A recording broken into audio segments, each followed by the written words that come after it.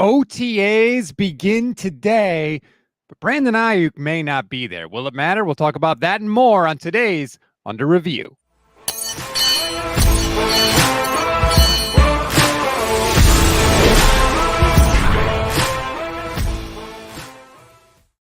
What is good, everybody? Welcome to Under Review here on the Gold Standard Podcast Network, part of the Fans First Sports Network. I'm Rob Stats Guerrera. He's Vish Kumaran. Vish, we've missed you on this show. Welcome back. I know it's been a couple of weeks and I go for a couple of weeks and you change the entire show. Usually, we start with what is good, everybody? It's Monday. And now we have the OTAs begin and then this music starts and there's this huge intro. Wow. Yeah, that's how we roll here on the Gold Standard Network. What is the saying? You're either getting better or you're getting worse, but you never stay the same. Well, we got to try to get better, Vish. So I'm stepping it up in the off season. You stayed the same with what is good, everybody, for a good, 2 years, 3 years? Well, I still did it when we came back. Okay. But it's not the same as just like a cold open. Before the clock starting on the show, you might want to, adjust your face one more time. Well, look, I tried to adjust the show starts. I've tried to adjust this face many times. Unfortunately, this is as good as I could get it to look. But nonetheless, we are here right now. I have the same issues, my friend. Same issues. Apparently, we're on a massive delay, which is annoying the hell out of me. So we'll try to deal with that. Are the two of us? And there it is. Okay, let me roll back in. Okay. All right. Pop out and roll back in. All right. Vish is going to hop out, and then he'll come back. We want to get into OTA starting today because Brandon Aiyuk may not be there. Jeremy Fowler of ESPN was on SportsCenter, and he said they're far apart on contract talks, and he didn't know if Aiyuk was going to show. Now, there's a couple of different tentacles on that, which I'll get into when Vish returns here, and it looks like he is back. So let me just quickly pop him in. Vish! I got to be the only guy working in tech in the 49ers content creation stuff, and yet I have to have the most technical issues of everybody in the 49ers tech content creation stuff. It's not ideal, man. Are we better now? Yes, we are better now. So that is excellent. As I said, Jeremy Fowler was on SportsCenter last night and said, or 2 nights ago, and said that Brandon Aiyuk and the Niners are far apart on contract talks. OTAs start today. Vish, Kyle Shanahan's going to speak tomorrow. What do you make of this? Is this a big deal? Do we not care? Talk to me. Yeah, so on the end of, am I surprised this is happening? Probably not. This seems status quo with every 49ers contract negotiation. And I know the next one is always the one that they go, well, this time the 49ers really want to get this one done quickly. They don't want to leave it hanging the way they left Deebo Samuel. That's what they said about Nick Bosa, who they didn't want to leave hanging the way they left George Kittle, who, you know what I mean? They leave this is how the negotiation goes. So I'm not shocked by this. Now, in terms of, is it a big deal? Usually I go with no. Because the player's usually a veteran. Usually I look at a Nick Bosa or I look at a George Kittle and I say that's a consummate professional. That's a guy that's going to be in shape no matter what, how they show up and all of that. But they always kind of miss a step with the 49ers. And I think it's because their off seasons are so detailed. Their practices are notorious for being so intensive that if you miss a portion of the offseason, you always feel a step behind with this team. And I think that's where, to Brandon Aiyuk's case, the reason he's been excellent the last 2 years is it started from OTAs. He has been a consummate professional, right? You and I are not there, but we have to go off of the reporting of the beat reporters. And Brandon Aiyuk from OTA day one of 2022 and 2023 has been a standout to everybody, a standout in terms of how he looks, a standout in terms of the urgency of with which he practices, and then a standout in terms of the fact that he seems to show up and practice hard from the start of the offseason all the way through that process. And it seems to pay off for him on the field. If he misses this part of the offseason and all of that, I don't think it's going to be a big deal in terms of the long term of Brandon Aiyuk's career at all. He's going to be a very good player. I don't think it's going to be a big deal for the 49ers in terms of like, would they make a mistake paying Brandon Aiyuk? I doubt it. But I do think in terms of 2024 and ensuring that Brandon Aiyuk is 100% on the same page with Kyle Shanahan and that he's locked in and they're getting the best out of Brandon Aiyuk from day one of the season, which they're going to need to make another Super Bowl push, because we're going to talk about the schedule. It lines up very favorably for them to do a similar kind of thing to what they did last year. They need Brandon Aiyuk great from day one, of the offseason. And so therefore, Rob, I do think it's a big deal that if he misses day one of OTAs. Sarge says Brandon Aiyuk's just protecting himself until the check comes. Plus, to Vish's point, he's a professional. He'll be ready for this season. Yeah, I don't know that it's going to impact him that much, although I will say it affected Debo. It affected Bosa. They both have admitted this on the record. This is not like us speculating because they had a worse year statistically. They've both admitted that the contract talks were a thing. So maybe it could be. And by the way, affected other guys that have gotten injured and maybe missed a portion of the offseason or a portion of camp. I don't think you and I have ever coined a term for it, but we were talking on the phone earlier and we were calling it basically falling behind. I think that's what ends up happening to these guys. And you brought up an example with how rookies seem to fall behind if they get hurt early in the offseason because it's so fast moving, and I think they practice so hard. I think that's what causes it to be so intensive that if you miss a day, you just fall behind. Go ahead. Yeah, I completely agree. I think it's critical when you talk about some of the rookies that haven't contributed much in their first year. Kyle always goes back to, oh, they got hurt. They missed time in training camp. They missed time in OTAs. Now is the time where they are teaching the offense. They are installing the offense. They are laying the groundwork now because they have no opponent to play. But once the opponents come, they don't stop and teach you the stuff. And then it's just, hey, remember those 6, 8, 10, whatever they were, things we did back in training camp? That's what we're doing this week. We're going to practice them. But they don't teach you how to do it. It's like if you were learning a new language, they give you the vocabulary words in the beginning of the year, and then they just start using those words later in the season, and they don't go back and reteach them to you. You're just expected to know them. So some people, I think, look at OTAs like, it's not that big a deal, whatever.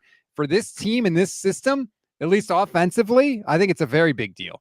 Yeah, and I got another analogy for you. It's like, when you're preparing for a test or you're taking a class and the test is 2 or 3 weeks away, and maybe the professor or the TA is somebody that takes interest in their students. So they say, come to me now, because if you come to me now, I have a lot of time. Not a lot of people are here, and I can really teach you the topics and you can answer all of your questions. But if you come to me the week of the test, I'm not going to have time to sit and teach you the basics and get you prepared and give you the help that you need. I think that that's similar in terms of OTAs. Right now, maybe the coaches have the time to answer all of the questions and make sure that all the T's are dotted or crossed correctly and all the I's are dotted correctly, not the T's dotted and the I's crossed. But once, the season goes and the grind of having to win and the pressure of that comes in, even training camp, because with training camp, you're playing with a purpose. You're trying to get everybody prepared for the season. You're trying to get everybody in shape. All of a sudden, I think there's less time for the details that you talked about. And so for a guy like Brandon Aiyuk, sure, it won't affect him in terms of he will start. He'll probably start every game and he'll probably produce to some capacity.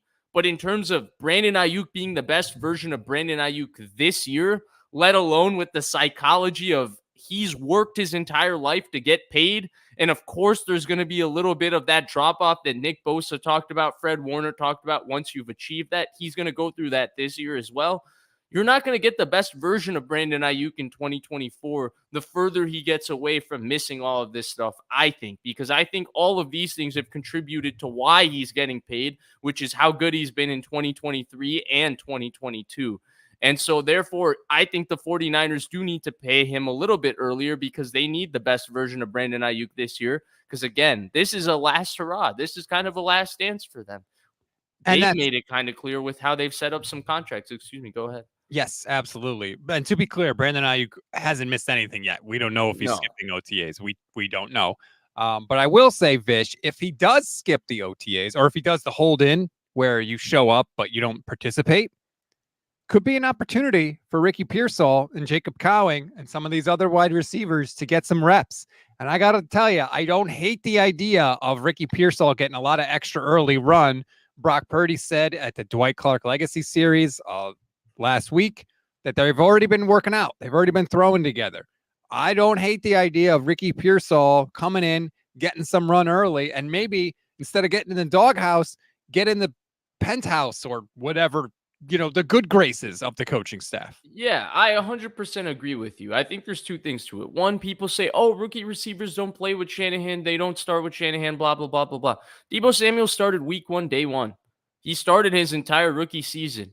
Dante Pettis played in his first game. I think he got hurt in week 2 or week 3. And then when he came back from injury, sure, they had some injuries, but he started the last portion of his rookie season. Brandon Aiyuk started early as a rookie. Now, again, they were dealing with injuries, but he went through a COVID offseason and still started and produced. Guys that they invest in start right away, and they expect them to play. So Ricky Pearsall is going to be expected to play.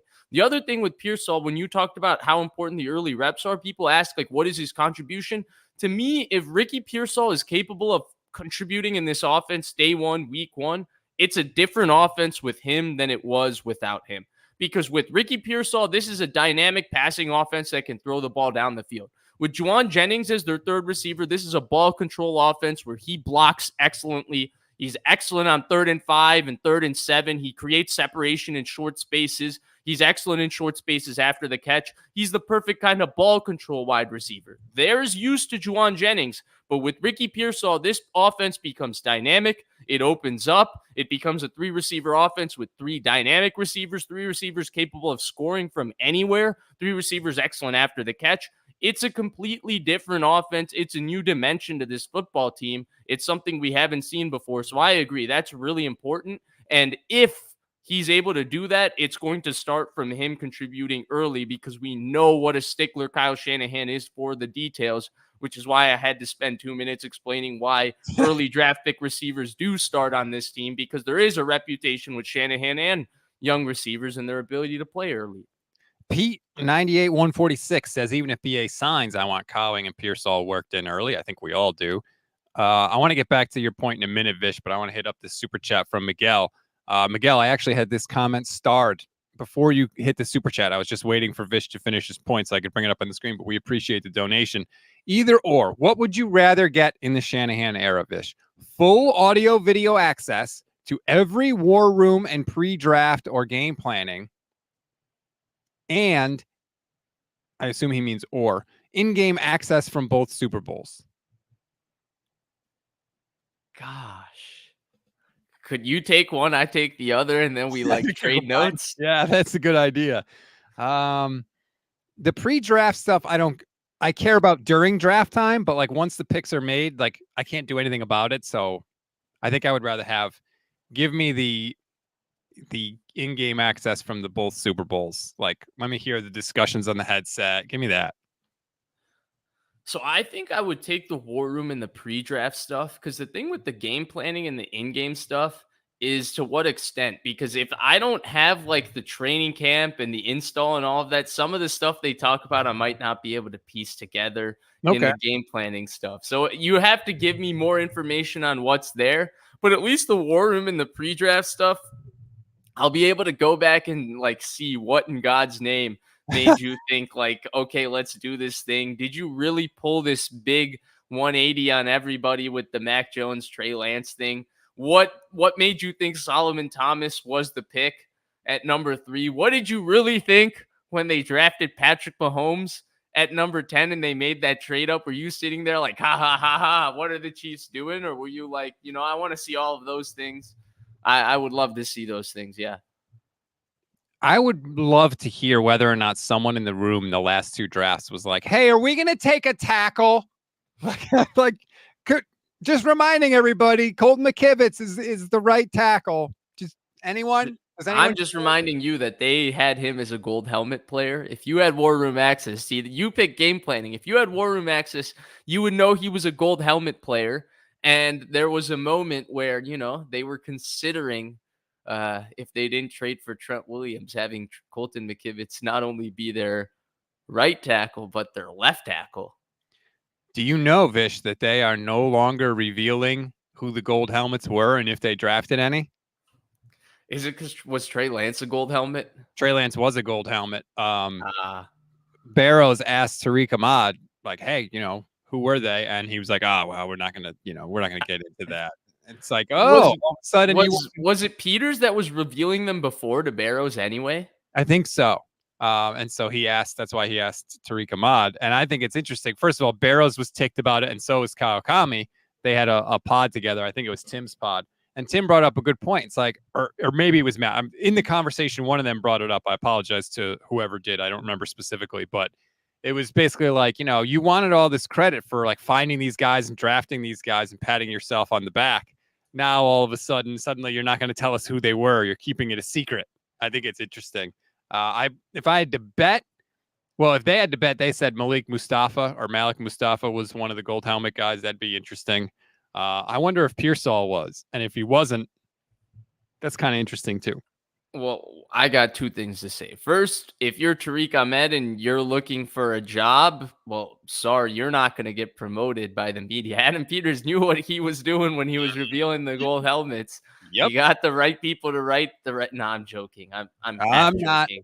Oh, that's a thing. That is a real thing. Okay, yeah, okay. Just so we could touch on that. And then in terms of the actual gold helmets, I think it's better anyway. I think the Niners are somewhat too revealing to begin with when it comes to draft things. Now, I will say, as the Patriots era, we move a little bit away from it. I am less like into the idea that you need to cover up everything.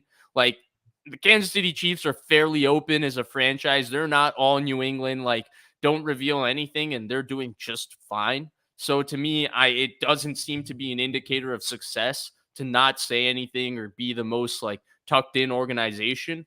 But even with that, I think the Niners do cross a line that other organizations don't when it comes to talking openly about players that even they didn't draft. Like, for example, after the 2018 draft, John Lynch was like, oh, Mike McGlinchey, Sony Michel, and Derwin James were the three most impressive players that you met with, right? Like for any other person in football, that conversation would be Mike McGlinchey was amongst the most impressive players we met at the combine. They don't mention Sony Michel, who was drafted or later that day in the first round by the Patriots, or Derwin James, who was drafted later that day by the Chargers, right? But he said that. And so those are things that I find a little bit odd generally. And I think it's better that they don't share it. The gold helmet player is one of them. How many players on their draft board, that thing, we talked about it when John Gannon and Monty Ossenfort were like, absolutely not in terms of answering that. I'm not saying in the long run it really does anything. I don't think teams really put too much equity in whether John Lynch reveals 10% of information or 5% of information in a presser, but I think it's better for him to say less in general. And the gold helmets thing, we don't need to know that. I always take more information as opposed to less information. I just think it's interesting that they're trying to keep it hush hush. I wonder if it's kind of like, hey, you've talked about who these gold helmet guys are, right? Oh, Trey Lance was a gold helmet guy. Right. Talanoa Hufanga was a gold helmet guy. Guess what? They're probably not going to re-sign him after this season. So it's like, I don't look at it like that. I was thinking more along the lines of maybe it's like an unnecessary pressure for the player too, because all of a sudden you're like identified with amongst this draft class to be held in a higher regard, right? Like there's a fan connection and immediate marketing of you to be like you're connected immediately more to the fans. Although to be fair, Talanoa Hufanga was the Big 12 Player of the Year at USC, so he was going to be more marketed than 90% of players, regardless of where he was drafted. But you feel my point in terms of like there's an immediate pressure. It's like the thing with Kinlaw and Buckner, with Kinlaw replacing Buckner and wearing number 99 too. It's in the grand scheme of things that doesn't mean anything. But you're creating an immediate pressure of this is the same, and you're promising something to the people you're selling to. And at the end of the day, it is a business. The NFL is selling us a product as consumers, and we're taking it. And so they need to sell us that product, and they're selling us a promise when Javon Kinlaw wears 99 and is drafted with the pick that DeForest Buckner is traded for, that this is DeForest Buckner 2.0. And so when he's not DeForest Buckner, it doesn't matter how good he is because you promised us that he would be DeForest Buckner. I think it's that unrealistic expectation too. When you say, oh, our gold helmet players, oh, we had this guy at a higher regard. All of a sudden, fans are expecting now that this player turns out he becomes a higher regard. And when he's Trey Lance, people get a little more upset with you. Yeah, but I think the problem with that is not the fact that they revealed who was the gold helmet player. The fact is that their gold helmet players have not played well. The problem is the guys that they're picking and giving the gold helmet to. It's not that they revealed it to us. But I see what you're saying. There could be some added pressure there. What wasn't the gold helmet though based around like character? It was like a football character. It was everything. It was like on field and the character off the field. That's why it was like the gold helmet, because you check all the boxes. Yippee, great. I thought it was funny that they stopped doing it, and I thought it was funny that both Barrows and Kawakami were ticked about it, which I think is hilarious because the 49ers press corps never gets mad about anything. Let Tariq be here for 2 years without a promotion. Next thing we'll be knowing the gold helmets and the silver helmets. Right, I'm telling you. That is a real thing. JM617, gold helmet gimmick effing stinks. All right, so some people don't care. Yeah, he does not care. Wow. Lame, we need rough dogs. I mean, look, I think you could say the 49ers have a team full of dogs. I mean, look at the physicality on this team. I don't agree with that last point. But yeah, I will say though, did you see George Kittle at the Luke Combs concert? Yes, I did see George Kittle at the Luke. He was doing the Stone Cold Steve Austin. Yeah, he was doing the Stone Cold Steve Austin, but he was also fake shotgunning beers. Did you see him? He wasn't even drinking them. He wasn't? His beard had, if he did one of these to his beard after, beer would have just been flushing out. It looked like it was just like hiding in his beer. Well, so a couple of things on that as I'm trying to get it up if you're watching the stream. So they get called on stage. Okay, whatever. George Kittle starts doing the Stone Cold Steve Austin, shotgunning the beer. Brock is there holding the box of beer cans. Yeah. Did you notice Brock didn't drink any? No, Brock felt very relatable to me in that moment. Brock was like, I'm here. I don't know necessarily that I want to be doing what Kittle is doing, but I'm here. And then George, he opens them with his teeth, first of all. And he bangs them together. Dude, he did it with ease. That's not his first rodeo. Yeah, no, I agree with you. You're right. It doesn't look like he actually drank any, though. I mean, OTAs did start this week, so maybe they were like, we can't be shotgunning beers the week OTA starts. No, I think Brock Purdy is very aware of a certain image that he wants to maintain. And I think he does a very good job of maintaining that image. Yep, I agree. Like I don't think it was an accident that he didn't drink anything on stage.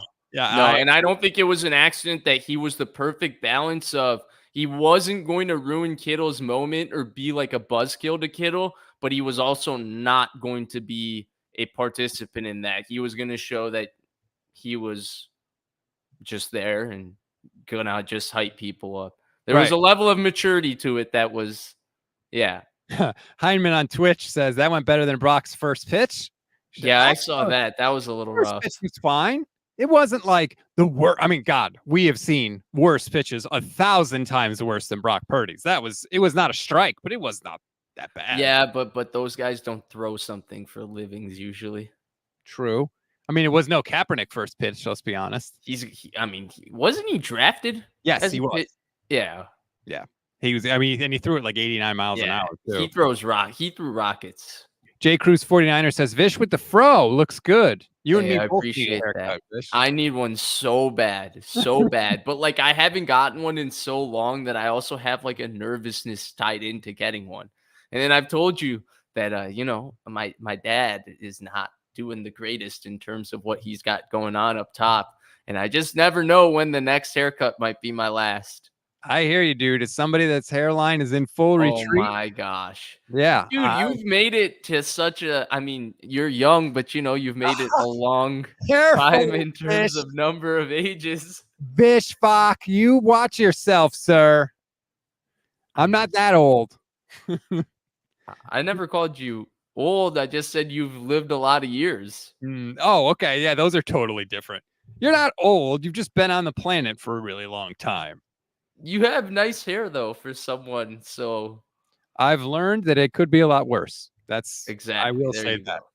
go. So I saw this. I just saw it on X.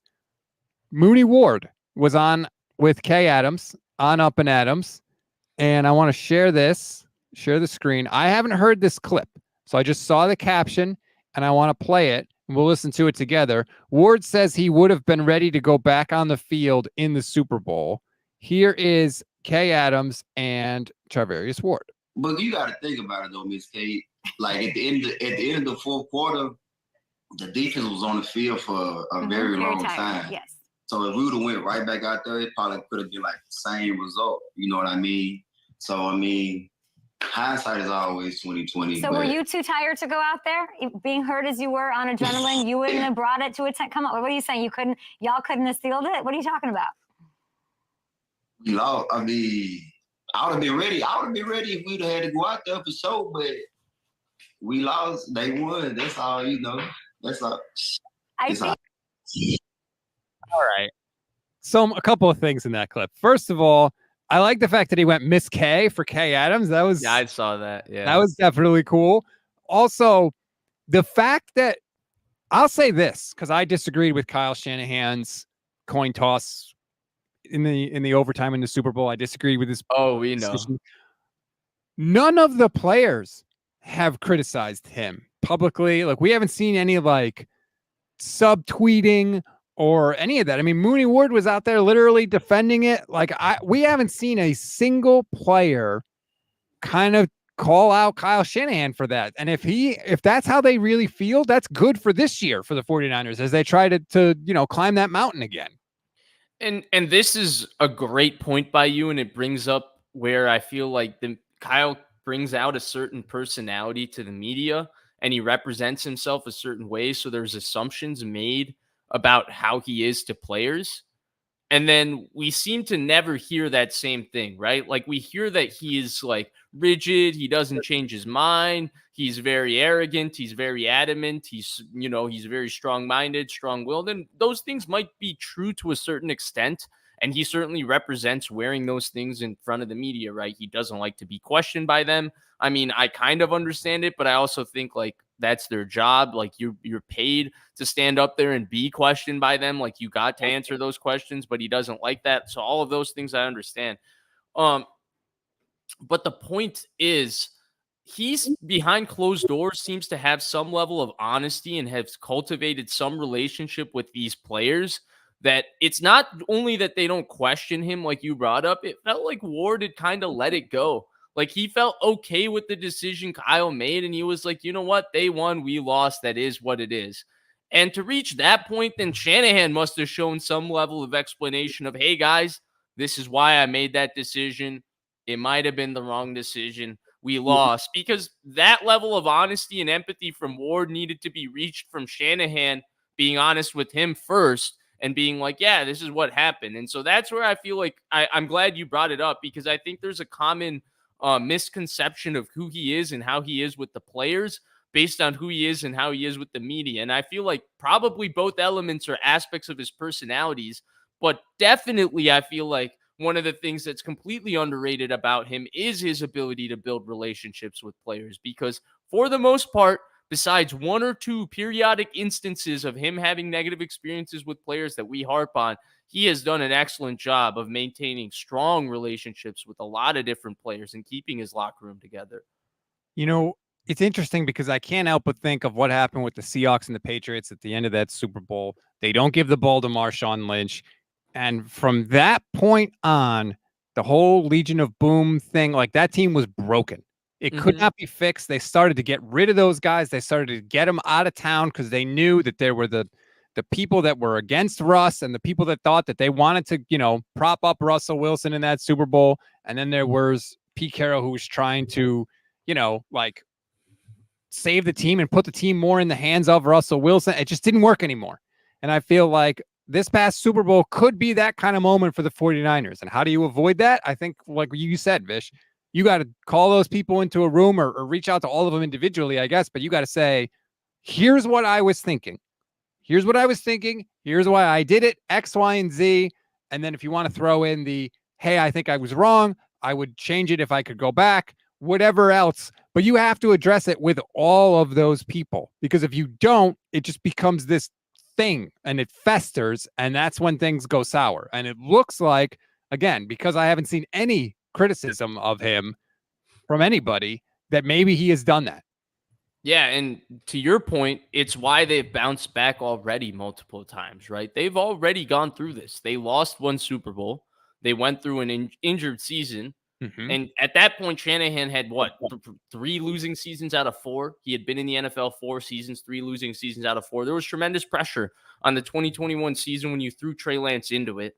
They went to the NFC Championship game, lost in a heartbreaking fashion, bounced back from that, went back to the NFC Championship game, lost again in a heartbreaking fashion, bounced back from that, went back to the Super Bowl, and now lost in heartbreaking fashion. They've bounced back multiple times. They've bounced back more than a lot of teams have already, and I think this is probably why. And I don't think it's given enough credit because we focus on these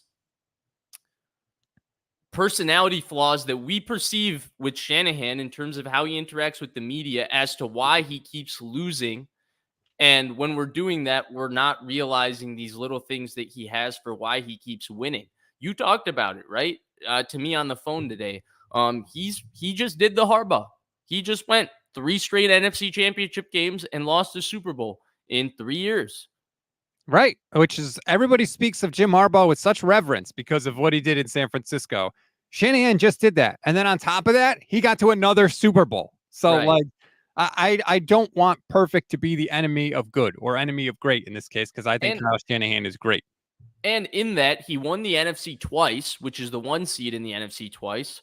Yep. I don't think Harbaugh was the 1 seed in the NFC in any of those runs. I think they were the 2 seed in the first one. Green Bay was the 1. I think they were the 2 seed in the second run. Atlanta was the 1. And then in the third one, Seattle was the 1 seed.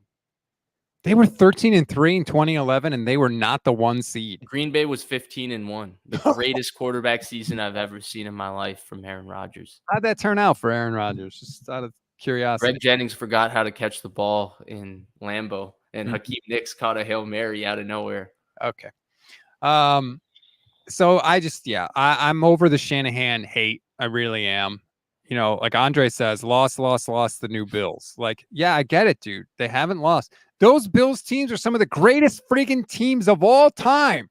Yeah. All time. They got to 4 straight Super Bowls. Like, we got to stop with this whole, you didn't win a championship, so nothing you did is good. Nothing mattered. That's such a stupid thing. This is a golden era of 49ers football. I know they haven't won the Super Bowl. I get that. I'm as frustrated and angry and upset about that as you. And if you don't believe me, go watch the Super Bowl instant reaction show. Not now. This is our time. Later, go watch it. Okay. Yeah. It's up there for all the world to see. I hammer Shanahan in that thing, but we got to stop acting like this is like the same as the Tom Sula era or the Dennis Erickson era. We got to stop with that. This is awesome. We are talking about a 49ers team that, if everything goes the way we expect it to, are going to be right back in the mix again this year, again, for a 5th straight year, knocking on the door of a Super Bowl. That is amazing. Do not take that for granted, and do not act like it's not a big deal, because it is. 100%. You're absolutely right. Not to mention, like, the Tom Sula, the Dennis Erickson era, like, they've been a legitimate mess. This is not a mess. And I've said this so many times. I don't think Jed York woke up one day in 2017 and said, I'm going to be a new person. And now in 2024 has just completely changed what he's done. I think he's still the owner that hired Mike Singletary in the locker room before the season even ended. I think he's still the guy who hired Jim Tom Sula, fired Jim Tom Sula, hired Chip Kelly, fired Chip Kelly. He did what Robert Kraft did that one time when he hired Belichick. He hit the lottery hiring this guy. And that's where it's like, to focus on his flaws, to me, then credits other people for what this has been for 49ers football. And I think Shanahan, while he might be the reason in some ways that the Niners haven't gotten over the top, he's also the reason for all of their successes so far. Yep. And that's where it's hard for me to only see him get criticized sometimes about it, because then it feels like other people are getting credit for what he's created and cultivated, which is the last 8 years of excellent football for the 49ers. I completely agree with you. I said that many times. Kyle is the reason the Niners don't have 2 Super Bowls, but he's the reason for all the good stuff at this era, too. It's both. That's why it's so frustrating. Daza0187, YouTube channel member, says Kyle's mistake in the Super Bowl was going for the field goal instead of the touchdown. That was one of many mistakes, Daza, as I have detailed many, many times. By the way, shout out to all our YouTube channel members. If you want to become one, it's less than $3 a month. Get priority comment response, custom emojis, membership badges as well. Please and thank you. Yeah, I think that I don't know if we're forgetting how bad it was, how much of a joke the 49ers were, or what, but it's just, this is the last thing left that you have to criticize Kyle Shanahan for. This is it, not winning the Super Bowl. That's the only thing. He built the team up. The offense has been great. He's done it with multiple quarterbacks. The entire league is copying his offense. Anybody that's ever coached in this damn system is getting a job. Winning the Super Bowl is the only thing left that people have when they don't want to give Shanahan his due or call him a great coach. That's it. And yeah, it's a big one. I get that. But damn, when you check every other thing off the list, that should be lauded. It should be praised. And again, this is coming from a guy who has crushed Kyle Shanahan for a lot of things over the years. Think about the short history too. Like, think about the individual moments of adversity that they've continuously overcome in the last 8 years, right? Starting with, he took over a team that was 32nd ranked offense, 32nd ranked defense. They sucked in 2017. They get Garoppolo. They pay Garoppolo. Garoppolo gets hurt in 2018. They lose a bunch. Reuben Foster is supposed to be their star linebacker. He doesn't pan out. Malcolm Smith doesn't pan out, who they paid a lot of money to. Mm-hmm. They paid a lot of money for, or they drafted Solomon Thomas high. He doesn't pan out, right? A bunch of things didn't work out for them. Then coming into 2019, they have pressure to win. They draft Nick Bosa, all of that. And Jimmy Garoppolo was pretty much having the worst offseason for a quarterback ever when he was coming back from his ACL. Despite that, they get the 1 seed. They go through that. They lose the Super Bowl. Then they have all the injuries in 2020. Then in 2021, they go draft the quarterback. The quarterback's not panning out the way they want to. They go back to Jimmy. Then they're 3-5, and Shanahan has had 3 losing seasons out of 4. They bounce back from that. They go to the NFC Championship game. The next year, the quarterback doesn't really work out. They go back to Jimmy. Jimmy gets hurt. The quarterback that they wanted to work out, even though he hasn't really worked out in the sense that he hasn't played, he gets hurt too. They get Brock to work out. They go to the NFC Championship game. Then Brock gets hurt. Now we don't know Brock's timeline. Now the quarterback that you might have wanted is coming back from injury. And despite all of that, they end up back in the Super Bowl. They've had so many individual moments of adversity, and that was a very, very, short summary of what's happened. Like, there's so many more detailed moments of adversity that we can talk about. They've consistently overcome it. And that's where sometimes when we talk about Shanahan, it's like, if you look at the entire picture of his story, what you're saying about him doesn't make sense. I completely agree. Oh, he doesn't win big games, except he's won multiple conference championship games, and they've gone to the NFC Championship game 4 times in 5 years. Like, how do you think you get there? You don't win a church raffle to get in those games. You win them. You get there because you've won big games leading up to that point. We just gloss over this whole, what they did with Brock Purdy in 2022. Kyle loses his first 2 quarterbacks. He goes to a 3rd-string rookie quarterback, last quarterback in the draft. They go into the playoffs on a 10-game win streak. And the only reason they lose in the playoffs, quite possibly, is because that quarterback elbow explodes on the first drive of the game in the conference title game. Like, what are we talking about? And by the way, after that point, when his elbow explodes, the Niners tied the game up against the Eagles, the big bad Eagles, in the best friggin' team the Eagles have ever had. Like, we skip over that. Oh, it wasn't a Super Bowl. Doesn't matter. Nope, doesn't matter. And the funny thing is, people bring up McVay and like that comparison. I saw even a comment about it. The thing about the Super Bowl, when you bring up the Super Bowl, is there in an era, there can only be 1 or 2 truly individually great people. And we might be stuck in this era where Mahomes doesn't let anybody else win. And it's unfortunate. I hate saying it out loud because as a Niners fan, it seems somewhat hopeless. It seems like, okay, we're just agreeing that Mahomes is better. And no matter what, the Niners couldn't have done anything. But that might be that era. And that's where, when I come to McVay, I still look at 2021. I look at Jimmy Garoppolo in that 2021 NFC Championship game. And I look at that as the biggest missed opportunity. Not because that was the best 49ers team. In fact, that might have been the worst 49ers team of the 4 NFC Championship teams. Because of who made it to the Super Bowl that year, Patrick Mahomes was not in that game. I think if the 49ers played that Bengals team, and I think Joe Burrow is a great quarterback, I think they could have beaten them. Now, it's hard to say that to be true.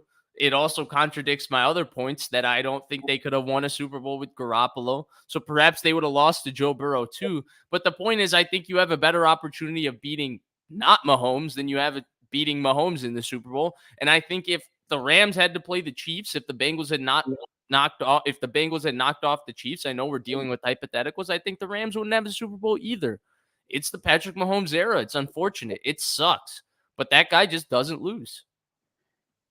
Well, and remember that Jimmy Garoppolo beat Joe Burrow in 2021. Yeah, that season in OT. So in December. With Ambry Thomas covering Jamar Chase for that game. God, say that out loud. Andre Garibay says Kyle has gone to the Super Bowl even when he went in Atlanta. He's never had the best quarterback on the field. That's the main reason he has not won. Yeah, pretty much. That is a true statement. You know, I think part of the reason Mahomes has 3 rings is because he's beaten Kyle Shanahan twice. So, you know, that goes both ways. Well, he ran into the 2 like goats, right? He ran into Brady in 1 and then Mahomes in 2. I think like it's possible, like if you're dealing like in a Stafford Burrow Super Bowl, Burrow's probably better than Stafford, but Stafford and Burrow are close enough on the spectrum where they can play each other out on a field, right? Where Mahomes and Brady, they seem to be elevated on a pedestal above that, where only very few can even compete with them in terms of beating them or having a chance. The Mannings, the Allens, those kinds of guys, yeah. Daza is back. He says, why does it have to be one extreme or the other? This is a very good 49ers team and era, but not great. That makes sense. 4 NFC championship games in 5 years. Kyle Shanahan has taken them to 2 Super Bowls. That's not great. Go ask the Lions if that's great. Go ask these other teams that haven't done anything. But it might not be relative to that. It's relative to the 49ers history. So he might only be looking at the 80s as the great era with the 49ers. I wonder if he would even call the 90s great. Half the people watching this were not even alive for the 80s. Like, what do we?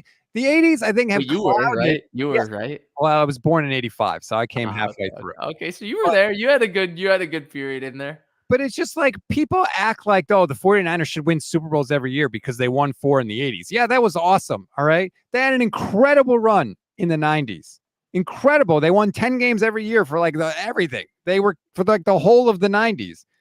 But they won 1 Super Bowl in that era. Well, if Kyle Shanahan gets a Super Bowl before the end of his tenure with the 49ers, it's like the same thing. So I agree. I am frustrated by this because Kyle is freaking awesome. Doesn't mean he's perfect, but he's really good. He's great. And I just think that people need to acknowledge it and stop getting off their high horse and acting like Super Bowls are the only thing that matters. Like, no. It's a big thing. It's not the only thing. And I think it's crazy to continue to say it. Grant. I agree with you. And I called him out. That seemed personal. I don't know. I've told him to his face. I think he needs to stop doing it. I think it's irresponsible. Like, I think he's influencing a huge part of the fan base, to be honest with you. And I told him he needs to stop because I think it's crazy. Well, I'll be tuning in on Wednesday. You best believe that. Calendar marked now. Well, go watch. I think it was last week or the week before is when I told him, like, look, Vish, you know, I don't say anything on here that I wouldn't say to anybody's face. So don't worry about that. What happened 2 weeks ago? Well, we got into an argument about Shanahan, and I just went on a rant and, you know, explaining that I think he's really good. I think he's great, and everybody should think he's great. And the fact that they don't is because Grant and his huge platform keep telling people that he's, you know, Kyle Levy, which is asinine. I thought Brother Bob was the one calling him Kyle Levy. Well, I don't know. I know Grant's repeated it a bunch of times. So let's listen to more of Mooney Ward on with Kay Adams talking about his contract situation. Here's Mooney. Yeah. You and Mooney Ward have going on with Kay Adams in common. Do you realize that? Yeah, Miss K. I'm trying to play the clip, Fish. You're talking over the clip. Okay, sorry. Yeah. You got a contract here, huh? Yeah, I'm trying to get that bag, Miss K. How are you feeling about it? This isn't the first time. You've gotten several bags, yeah? The one I'm currently on right now, that's been my biggest deal so far, 3 year, 40-some million. But I just got to go out there, have my best year, be better than last year. And, all of that to take care of itself. Yeah, hopefully I get that bag next year. We'll see.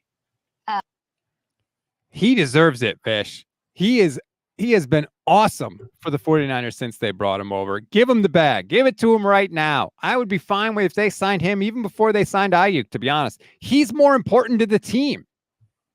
Yeah, so he's a stud. He's a great player. He's a top 10 corner in the NFL. He's outperformed what they paid him for, right? Yes. They paid him and he's been better than what they paid him. He's been everything they could imagine when they signed him. Agreed with all of that, Rob. I think when we did a segment on this, maybe like a month, 2 months, 3 months ago, we did it a while back after the Super Bowl. I also agreed with you that they should pay him and he's coming up and all of that. Gosh, I know that they don't have a replacement for him. I agree he's important, but I wouldn't pay him. I'd let him play out his contract and walk. He's 28 years old. At corner in the NFL, 28 is already pushing it. It's the position, unlike running back, that people don't talk about. There's not a lot of excellent 31, 32-year-old corners in the NFL. There's exceptions. There's Stephon Gilmore, who hasn't been signed, by the way, yet. I wonder why. But usually they run out of gas after a certain age. It's such a physically demanding position. The physical threshold for the position, the best players are usually in their early 20s, mid-20s. I wouldn't pay him. What's wrong with giving him a 3-year deal? Tear up his contract for this year, have 2024 be one, 2025, 2026. You get rid of him when he's, 31? I think already at 28, you're pushing it with him. I think the fact that you're getting him through 28, great. 29, 30, sorry. I agree with you. He needs to be replaced. That doesn't mean just let him walk. It means you go find a 22-year-old corner that can hopefully play as well as Mooney Ward, who's a top 10 corner in the NFL. Well, and they're trying to. They just drafted Renardo Green in the second round. So maybe, Right. That's their thought too. Daza says, why can't it be both? Kyle's one of the biggest reasons for our success, but also one of the biggest reasons in specific games for our failures. Yes, that's exactly what I said. Point. That's Rob's favorite saying. That's my favorite Shanahan point of all time. So we agree, Daza. Yeah, I just think that Mooney Ward's harder to replace than Brandon Aiyuk. And I think he's I didn't look at his play last year and was like, man, that guy's really starting to fall off. I think he's still really, really good. No, I agree. I'm not saying he's falling off, nor am I expecting him to fall off this year. I think he'll be great this year. I'm just talking about the position in general. Beyond this year, I don't have a lot of predictions saying he's going to be great. And those lower leg injuries for players in that position at certain ages, once they start to accumulate, they start to constantly become a little bit banged up. They lose a little bit of speed, a little bit of ability to transition, a little bit of stop-start ability. And for a position where 90% of it is based on how can you move and react quickly to a guy moving in front of you, I don't want to deal with a 29, 30-year-old guy. In terms of value, him versus Aiyuk, man, that's a close debate. I feel like that is a close debate. I think they're probably on a similar scale for me. Oh, I think corners in general are more valuable than wide receivers. I think if you have a good scheme like the 49ers have and you have a good quarterback, you can plug a lot of different wide receivers in there and have relatively the same production. Finding a number one corner that can go up against another team's number one wide receiver, I think other than quarterback, I think it's the hardest thing to find. Honestly, I really do. It's even harder than edge rusher, and a true number one edge rusher is really hard to find too. But a lockdown number one corner, and I think Ward is. I think it's so hard to find. So I agree in terms of the hard to find 100% with you, because it's like quarterback. You're looking for just a crazy physical demand for the position. Like he needs to check so many physical boxes. And then on top of that, he needs to be wired a certain way. So we're already talking about 4% of human beings that fit the physical threshold. Right. To be the number one, and less than that. We're talking about 0.00001% of human beings that fit the physical threshold to be a number one corner in the NFL. And then there's an even smaller percentage of that actually have the all around mindset and everything that goes with the ability to be a number one corner in the NFL. So you are correct in terms of how difficult it is to find. I just feel like in the modern NFL, the impact of a number one receiver that you have to roll coverage to, the way he can make things easy for a quarterback, the impact of a guy that can score on any given play. And Brandon Aiyuk hasn't 100% proven to be that guy yet, but he's shown all the capabilities of being that guy, and he's ascending towards being that kind of guy. I think it's very close. In any other time in football, I would agree with you. I would take the corner all day, every day. But to me, in modern NFL in the 2020s, I feel like receiver is one of the 5 premium positions. I feel like it's right there with cornerback, edge rusher, tackle, and quarterback. No, I don't. I've seen Pierre Garçon lead the league in receiving yards. I've seen James Jones lead the league in receiving touchdowns. Like, you can fake it. You really can. If you have a really good quarterback, to me, you can fake it. You can't fake what a number one corner can do. Sure, but I've also seen guys lead the league in sacks that aren't Nick Bosa. We're not talking about Tua just led the league in passing yards, and he's not Patrick Mahomes. I agree, but we're not talking about corner. You can't fake. No, but guys can lead the league in interceptions and not be that corner. You're Give me throwing a guy who's led the league in picks. That's not the guy. Dre Bly. Ooh, wow. You had that right off the top of your head? Nathan Vasher. Nathan Vasher led the league in picks? Nathan Vasher had, 11 picks with the Bears in 05? 10 picks? Hold on. I got Nathan There's been Vasher. a couple other. Oh, Nathan Vasher never had more than 8 picks in a year. Oh, I'm sorry. Then it might have been Delta O'Neal. He never led the league. Now your whole point is suspect, Grant. Give me Delta O'Neal then, maybe. Delta O'Neal? Dre Bly never led the league in interceptions, never had more than 6. How about Delta O'Neal? It's Deathla O'Neal, isn't it? No. Oh, whatever. All right, hold on. Now you're making me pull up random cornerbacks. He led the league with 10 picks. There we go. There we go. He was not even a first team All Pro that year, by the way. He was second team All Pro. Who was first team All Pro? Whoa. I don't know, but damn, you lead the league in picks. So you've given me one guy. Of the 3 that you named, you gave me 1. I'm trying to think because a lot of your safeties led the league in picks, Well, safety's not a corners. Oh, Trayvon Diggs. Trayvon Was Diggs he is the a good best corner corner. in the NFL? Was he the best corner in the NFL, though? Deron Bland didn't even start for a portion of the year. Deron Bland is your James Jones equivalent for touchdowns. Nah, Deron Bland is way better than James Jones. No disrespect, James Jones. I see you on Speak for Yourself. You're a good player, but What are you trying to backtrack in case you get that Speak for Yourself spot, Vish? no, I just saw James Jones absolutely demolish somebody else's career. I think it was Austin Rivers, so I don't want him going and looking up my high school soccer stats or anything. Ooh, what would they reveal? Not great, I think. Somebody's Especially to James Jones. James Jones. Antonio's pointed out my mistake, and I apologize. Antonio said Garçon led the league in catches, not in yards. So now your entire point is suspect. You're correct. I apologize. He had 113 catches in 2013. Okay, now your entire point is suspect. Well, James Jones did lead the league in receiving touchdowns, though. Yes, he did with 14, 13. Thank you, by the way, for Antonio for correcting me. If anybody hears anything I say that's wrong, please correct me, because a lot of times I'm thinking of this stuff, off the top of my head, because we don't know where the conversation is going to go. So thank you for the correction. I'm glad we got the right information out there. Eric Ebron once lead the league in receiving touchdowns too? I don't know. Zach Rivera says, do you think the Niners can beat the mental hurdle of a Super Bowl loss? Well, first of all, Zach, yes, I do. Thank you for the super chat. Let's dive into that, Vish. I have at my fingertips the 49ers 2024 season schedule. So let's take a look at it. I haven't talked to you since it came out, and let's see if we can answer Zach's question. What do you think? Yeah. I look at that schedule and I was like, wow, they're probably going 14-3 to me, 13-4. It lines up very favorably.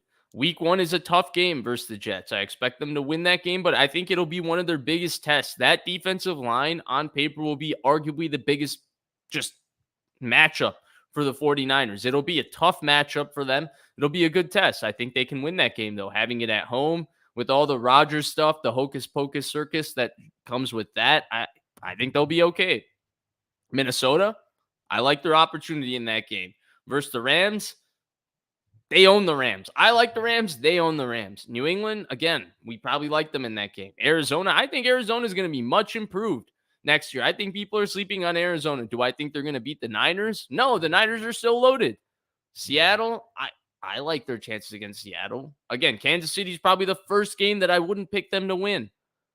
I expect them to beat Dallas. I would expect them to beat Tampa. I'd expect them to beat Seattle again.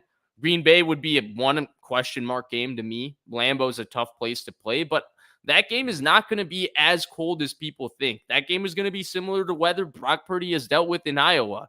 So I don't think it's going to be that bad. I think they're capable of winning it. The Buffalo game in December is a tough game. That one would be a question mark to me.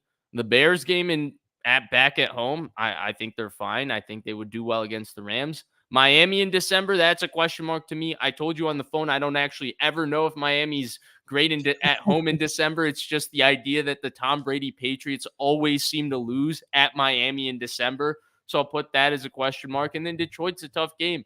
But you look at it, and that was like 4 or 5 games that I said were possibly contested in a schedule of 17, which at bare minimum puts them at 12-5. This is a very, very good schedule for a team that is coming off of a 2 seed and then a 1 seed. Like, this really puts them in a position to repeat, because I do think that this schedule, if they had lined up travel or lined up this in a certain way where a bulk of it was more difficult, it could have created what Zach was talking about, an issue where this team just compounds losses to a point where they can't even bounce back when their schedule gets easier because the team gets down on themselves.